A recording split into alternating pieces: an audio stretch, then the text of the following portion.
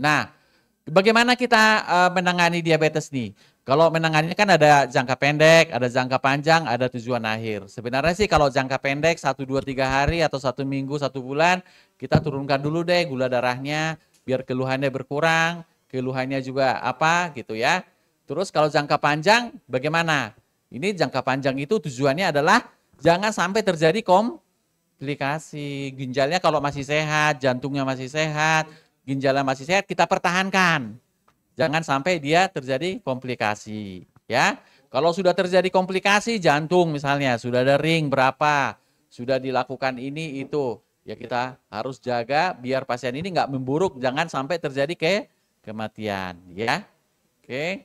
Jadi selain yang saya sebutkan tadi, jadi kalau kita ngobatin diabetes tidak hanya mengobati gulanya aja, karena dia terkait dengan organ-organ yang lain ya. Jadi kalau hanya kita ngobatin gula, nah biasanya begitu dikasih obat gulanya 150 dia langsung senang, happy. Pergi dia ke mall, dia makan lagi, gulanya saya udah normal katanya. Gitu. Ya, ini karena dia ngobatin gula doang gitu. Jadi sebenarnya kalau orang diabetes tuh karena ada resiko juga di situ, jadi pengobatan tuh berat badannya juga harus diobati menjadi normal, tekanan darahnya juga harus diatur, kolesterolnya juga harus diatur ya. Sehingga perlu ya untuk penderita-penderita diabetes itu melakukan pemeriksaan secara rutin. Bagaimana ini ada disebutkan ada 5 pilar ya untuk penelitian diabetes. Jadi sebenarnya Bapak Ibu yang kadang-kadang kita hanya pokoknya kalau udah makan obat seolah-olah masalah udah selesai. Ternyata kalau untuk diabetes dan penyakit yang lain pun tidak cukup ya.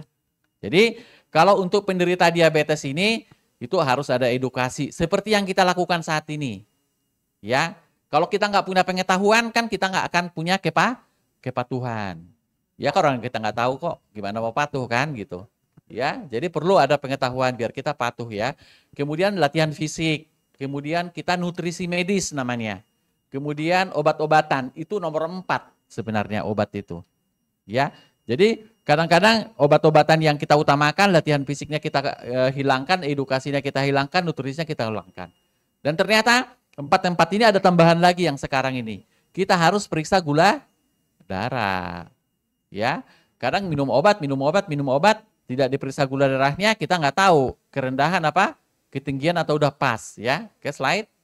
Ini sebenarnya edukasi ini kita bisa lakukan di mana aja. Ya, menjelaskan diabetes itu apa, terus kemudian penyebabnya apa, komplikasinya apa, terus apa yang kita harus lakukan. Nah, itulah di dalam edukasi ya. Kemudian slide.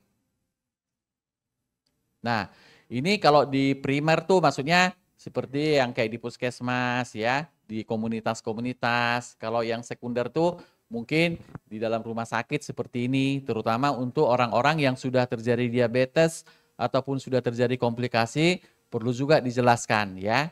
Nah, latihan fisik ya. Jadi latihan fisik itu tidak sama dengan aktivitas sehari-hari.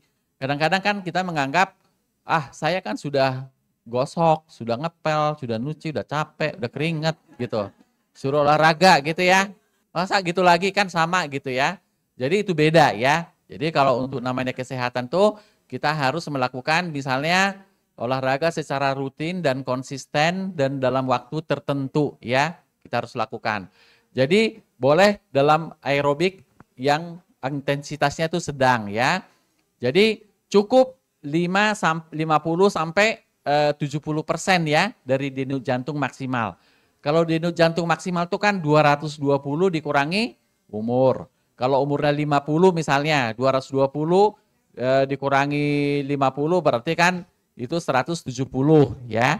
Jadi 170 detik itu terlalu cepat. Kita paling 50 sampai 80 ya. 70%, 70 dari 170 misalnya kita cukup sampai berapa? 70 sampai itu sampai 100-an gitu ya. Kita hitung denyut nadinya. Dan jangan lupa juga waktunya harus pas. Jadi harus 150 menit dalam 1 minggu. Bisa dibagi 3 kali, bisa dibagi tiap hari, atau dibagi terserah. Yang penting harus teratur dan secara reguler. Jadi kalau misalnya 150 menit dalam 1 minggu, kalau kita 5 kali dalam 1 minggu, berarti 1 kali berapa? 30 menit.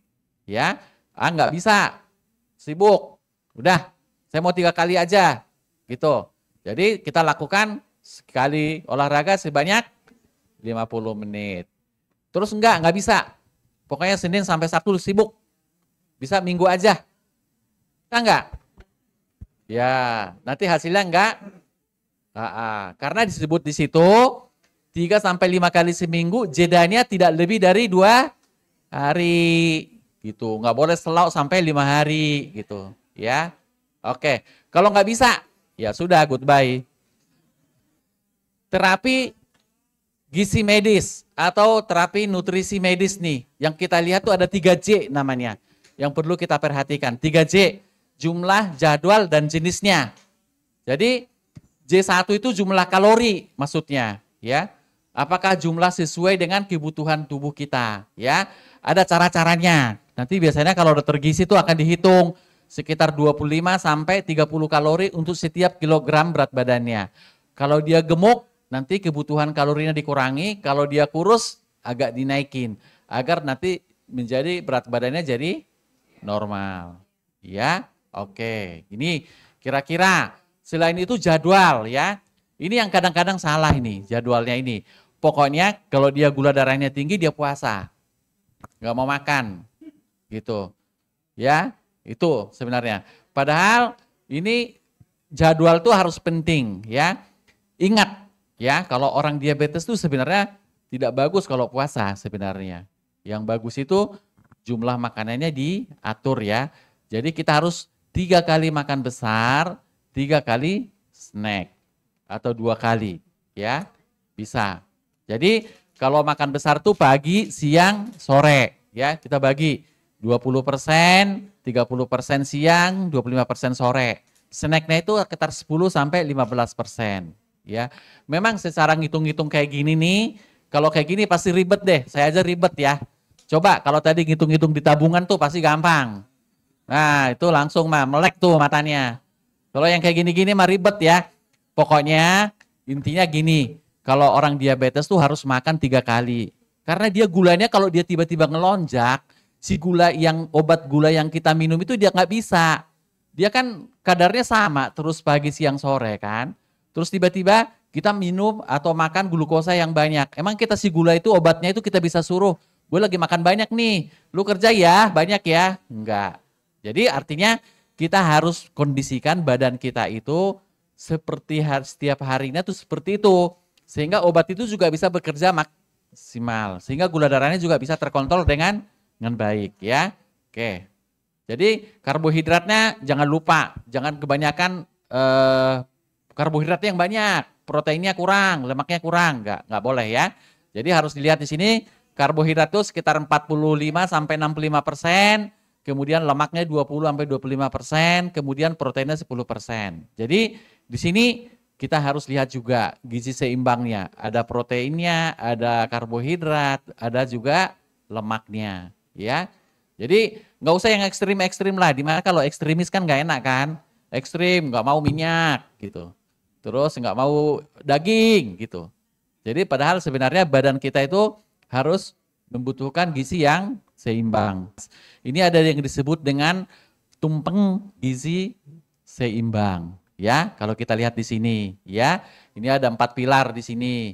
Jadi kalau di sini dilihat tuh yang paling bawah itu, ya, tumpeng paling bawah itu, kita lihat di situ. Kita harus membiasakan hidup sehat, kemudian aktivitas fisik, ya. Kemudian kita harus melakukan makanan pokok tuh karbohidrat 3 sampai 4 porsi. Kita terus harus banyak sayur-sayurannya lebih sedikit kan gitu kan. Kalau di bawahnya itu adalah karbohidrat, di tengahnya sayur-sayuran.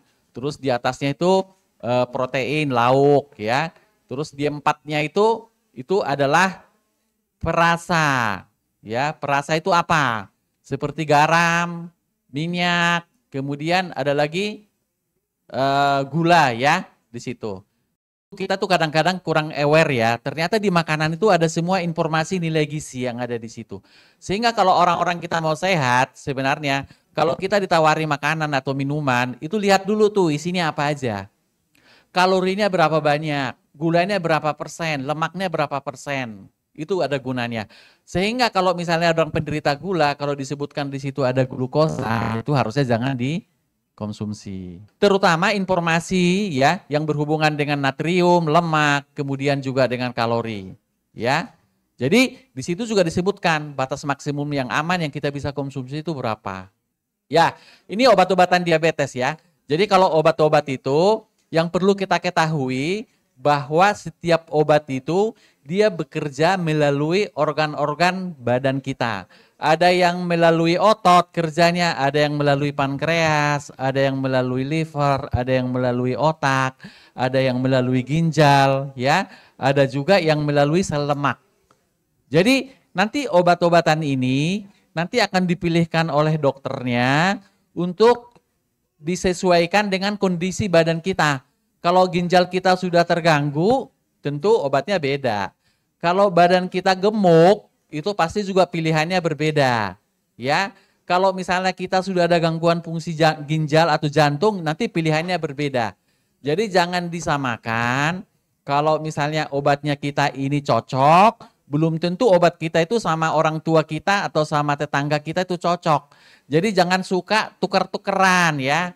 Kalau baju masih bisa kan badannya sama ini sama aku sama ini pinjam dong bajunya gitu kan, saya mau ke pesta. Hayo, itu nggak apa-apa. Ya, kalau pinjam-pinjaman obat suami istri terutama ini yang sering. Ya kan, saya obatnya habis, saya minum punyanya ibu, saya gemeteran katanya. Lah, gimana? Yang terakhir, monitoring gula darah, ya. Jadi ini sebenarnya gula darah ini biar kita tahu gula darah kita itu sudah terkontrol apa belum. Jadi harus perlu kita periksa. Nggak cukup hanya datang sebulan sekali ke Primaya periksa gula darah, sudah selesai. Nggak bisa. Jadi mau Bapak Ibu kalau ada yang penderita diabetes, ya usahakan punya alat sendiri. Sehingga bisa dicek sewaktu-waktu di rumah. Sehingga tahu itu grafik gula darahnya itu apakah begini-begini aja atau gini-gini gula darahnya kadang tinggi kadang rendah gitu ya. Nah kalau bisa bikin catatan gula darahnya misalnya tanggal sekian jam sekian sebelum makan atau setelah makan. Itu kalau punya raport itu dibawa ke dokternya, dokternya pasti sangat senang. Karena nanti akan bisa melihat oh ternyata ibu masalahnya nih di setelah makan yang tinggi. Oh ibu masalahnya di saat bangun tidur atau puasa yang tinggi. Nanti obatnya bisa adjust gitu.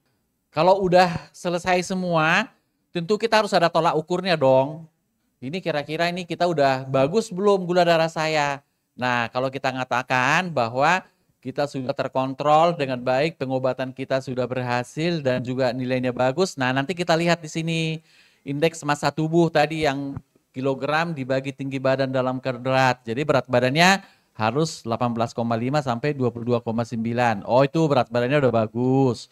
Gula darahnya gimana? Kalau puasa itu harus 80 sampai 130 itu bagus. Kemudian setelah makan 2 jam 80 sampai 180 itu udah bagus. Kemudian kita periksa HbA1c ya. Itu 6,5 tapi sekarang sudah dinaikin lagi di bawah 7 ya. Dari yang baru ya. Kalau itu udah tercapai artinya gula darah kita udah bagus. Terus kemudian gimana lemaknya? Kolesterolnya di bawah 200, kemudian kolesterol jahatnya di bawah 100 ya. Kemudian trigliseridnya di bawah 150. Tekanan darahnya ya kalau bisa 140, 90 ke bawah. Oke, slide. Jadi tadi kita udah jelaskan ya bahwa diabetes tipe 2 itu memang di situ terjadi ada resistensi insulin ya, dan juga lama-lama dia akan terjadi gangguan fungsi daripada pankreas karena dia kelelahan. Jadi orang dulunya itu masih bisa pakai obat, lama-lama dia jadi pakai insulin ya. Kemudian ini ingat nih bahwa pencegahan prediabetes dan DM itu sangat penting karena ini kita cegah, artinya komplikasi pun kita bisa cegah ya. Jadi kalau orang kita mau mengelola diabetes tuh jangan lupa harus belajar ya. Sekarang kan YouTube banyak, jangan banyak nonton TikTok aja, tapi sekarang rubah jadi TikTok diabetes ya. Kemudian ingat itu terapi gizi tadi medis ya, jangan dibalik ya. Nanti jangan sampai garamnya yang tinggi, gulanya yang tinggi, nanti sayur-sayurannya lebih sedikit ya. Jadi Harus dilihat ya. Kemudian latihan jasmani ya, olahraga. Jadi olahraga itu nggak boleh libur lebih dari 2 hari. Paling maksimal 2 hari liburnya. Habis itu mulai lagi olahraga. Ya, obat-obatan tuh bersifat pribadi, nggak sama dengan yang lain ya. Oke. Kemudian selain gula darah, kita juga harus monitor tekanan darahnya, lemak darahnya, kemudian berat badan, kemudian tekanan darah. Nah, itu baru namanya kita hidup sehat.